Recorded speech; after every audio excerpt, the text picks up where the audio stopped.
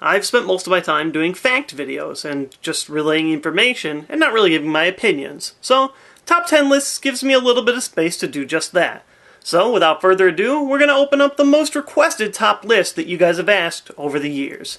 And that is my personal favorite Pokemon. Let's do it. Number 10. Scyther.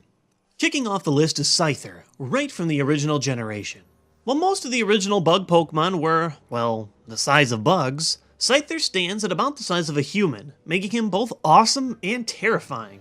He was also the first holographic Pokemon card I got from the first Pokemon card expansion, Jungle, and his colorless attack, high basic Pokemon HP, resistance to Hitmonchan, and a legendary free retreat cost made him one of the best playable cards in the first few years of the game. And just look at him! Those razor-sharp blades, the threatening fangs, and those wings that can't fly. Well, I guess there had to be some reason Scyther had to start out at the bottom of the list. Number 9. Sableye. This crafty little critter is my favorite Generation 3 Pokemon. Sableye is pretty interesting. He's modeled after the Hopkinsville Goblin, a reported alien sighting in the 1950s, and his back contains a ruby, sapphire, and emerald, a reference to the 3 generations that he debuted in. Not only is Sableye one of 2 Pokemon with no weakness, but his Dream World ability Prankster allows you priority on all non-damaging moves, allowing you to have a lot of fun with special kinds of setup. Sableye marks another Pokemon that had a huge significance for me as a Pokemon card. The Sableye from Stormfront in particular was fantastic and versatile, and it could knock out weak Pokemon quickly or build out your hand on 0 energy. Through my Pokemon card career, almost all my significant wins were with decks that featured Sableye as an opener, including a Regionals win, a top 128 at Nationals, 2 second place finishes at States, and more. Sableye even helped me win my first Pokemon tournament this year at the Rantoul, Illinois City Championships, but this time it was the one with Junk Hunt from Dark Explorers.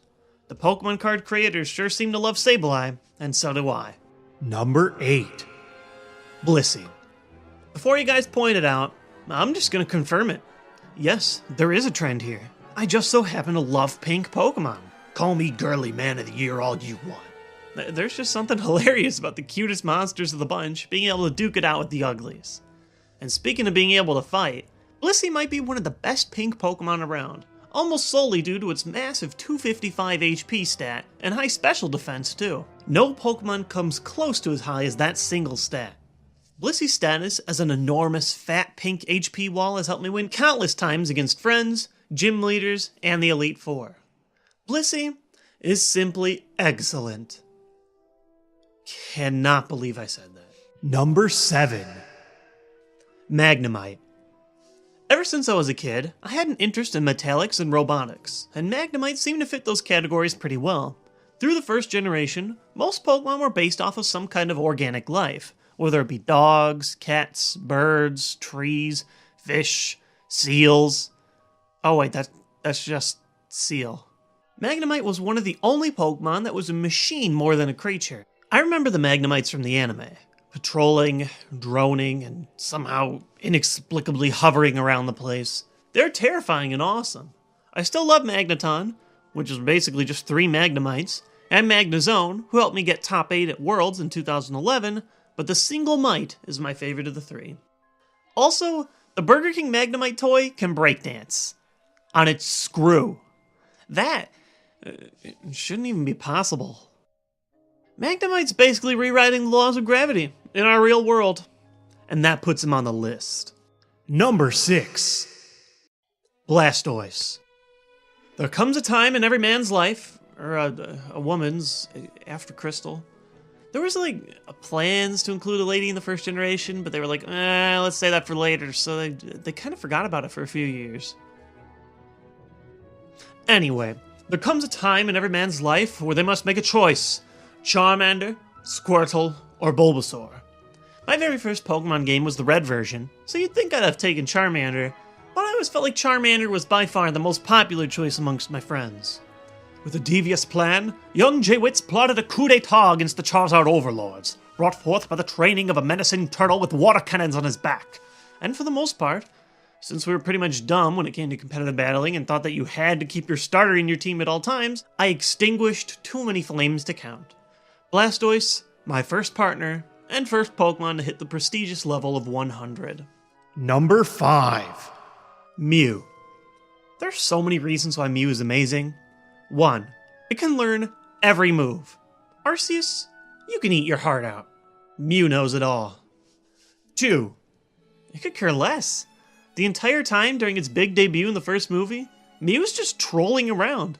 Look at this conniving little demon. Just hopping on windmills, laughing at people. Mew's all about having a good time. 3, and most importantly, Mew is one of the greatest mysteries in gaming.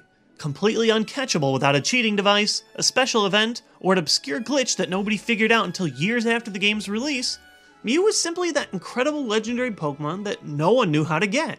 There's plenty of mention that Mew exists spread out across the Pokemon Mansion, but the Pokemon was nowhere to be found. All kinds of rumors spread like wildfire across the young internet. The most popular claiming that using strength on a truck hidden next to the SSN would cause the mysterious psychic cat to appear. Today, every new Pokemon game has a handful of secret legendaries, but we learn about them all months before their official revealings because we have ROM hackers and easy-to-access internet. We didn't have that nonsense in the 90s. Mew was a genuine mystery, and it was awesome. And 4, Mew is somehow from real-life South America? Right here in Guyana. It's true. I read it in a book. Number 4. Jigglypuff. This inflatable pink puffball is kind of strange when you look at it at face value. I mean, what is it? The balloon Pokemon? That's nice. But what makes Jigglypuff so special is what the aspects of Pokemon media outside the video game decided to do with the character. In the anime, Jigglypuff becomes a sort of recurring character, looking for an open audience to listen to its songs. When Jigglypuff's melody puts everyone to sleep, boom! Out comes the permanent marker, and things get serious. Every time I saw this gag as a kid, I thought it was hilarious, and the character quickly became one of my favorites. What puts Puff over the top, though, is its appearance in Super Smash Bros. Jigglypuff is my main character in Melee, and I never got tired of the ludicrousness that is launching your opponent far off the screen by sleeping on them. Oh, Jigglypuff, you might have been horribly nerfed in Brawl, but I still love you. Number 3. Regigigas. Remember how I said I liked artificial intelligence? When the 3rd generation came around, I thought the golem-like Regis were the coolest thing ever. Then, in Generation 4, when they decided to create a master of all 3, Regigigas shot up as one of my favorite Pokemon of all time. The hulking Tower of Life, complete with vegetation growing on its shoulders, reminds me of one of the bosses from Shadow of the Colossus, one of my favorite games of all time. Regigigas was also the first competitive Pokemon deck that I was able to perform well with at tournaments. The Regigigas Level X card had one of the coolest abilities ever introduced to the game, Sacrifice. By killing your own creatures, you can heal the giant, leaving most games down to a single Gigas plowing through the opponent's entire field, while dropping off your own Pokemon as prey to the beast. The real tragedy is that because of slow start, Regigigas might be one of the worst legendary Pokemon in the video games, if not the worst of them all. Despite this, his awesome card and design makes Regigigas Reggie kick ass. Oh. Number 2. Hoppip. No matter which side of the argument you're on, you're probably surprised to find Hoppip here at number 2.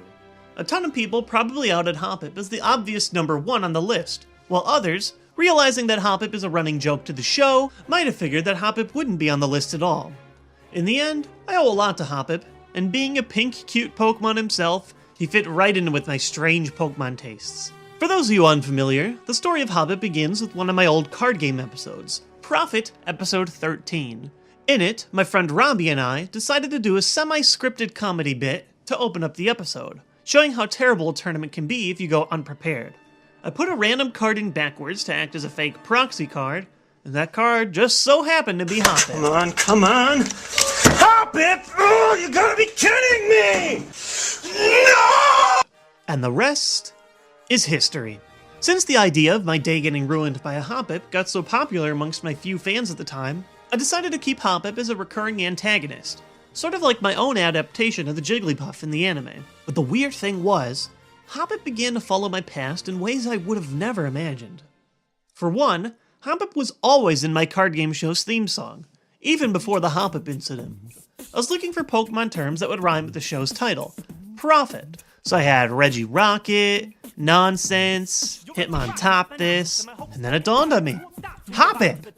In the theme song before the joke even existed. Then, when opening a time capsule from my childhood, I found at the top none other than a Hoppip Burger King toy. It was the only Pokemon toy in there, too. And finally, when going through the 70-page Pokemon picture book my friend and I wrote when we were kids, Hoppip was a prevalent character, even messing with us the same way that it did today. A string of coincidences, or fate.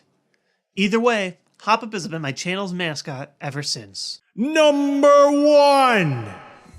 Ditto. Looking back through my list, each Pokemon found its way on here for one of several reasons. Maybe there was an anime episode that I loved, a playable Pokemon card, or a personal reason that brought back nostalgia. For Ditto, it covered every category for making this list. Ditto itself is such an interesting Pokemon. There really isn't anything else like him. With the ability to transform into your opponent's Pokemon, you take on their appearance, attacks, and type. While Ditto itself wasn't that good in the game with pretty low stats, it was still extremely interesting. Then, starting with breeding on the second generation, Ditto's ability made the perfect candidate as a breeding partner. Oh yeah. Ditto be pampin'! Ditto had a fun appearance in the anime too. They added the twist that while Ditto could transform, he had trouble copying the face of whatever he wanted to change into, leading to some hilarious results. And in the end of the episode, Ditto transforms into a cannon! Not like a Pokemon cannon, just a regular one. So awesome! Card-wise, Ditto was also amazing. It worked as a perfect counter to any other card, and had the ability to use any energy type with whatever was attached to it, giving endless possibilities. And life-wise, Ditto had a very important, albeit completely embarrassing part of my life. I liked Ditto so much that one year it was my Halloween costume. Oh god. I don't know if I want to show you guys. I don't know if I can do this. Are you guys sure you can handle this? You promise you won't laugh? Alright. Here goes. Oh no! Oh, I look terrible! Because I went off the Pokemon Jungle card, I made the costume purple instead of pink. And then second thought, maybe that was a good thing. But just look at me. I look like Buzz Lightyear without the suit or helmet. And is that glitter on my face? Oh, because I'm a holographic card. Oh. All I remember that year was having to explain to everyone around me exactly what I was for Halloween. But you know what? I did it. I didn't buy the same old Charmander mask that everybody else had. I dressed up as my favorite Pokemon. And despite all the pain I'm going through right now, I don't regret it. Ditto is my favorite Pokemon, and I'd wear that costume again to show my pride for him. Actually, no. I probably wouldn't. Also, since Ditto can transform into every other Pokemon, he's now automatically the one that you wanted on this list, and now you have zero right to complain that this list is missing one of the Pokemon that you love the most. The Pokemon that you wanted to see is Ditto, and Ditto is now it. You're welcome.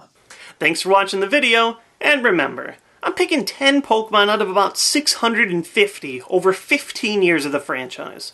Of course I'm going to play favorites, of course I'm going to pick most of the ones that were from the generation that I grew up with, but if you guys have Pokemon that you like, I'd love to hear them, so in the comment section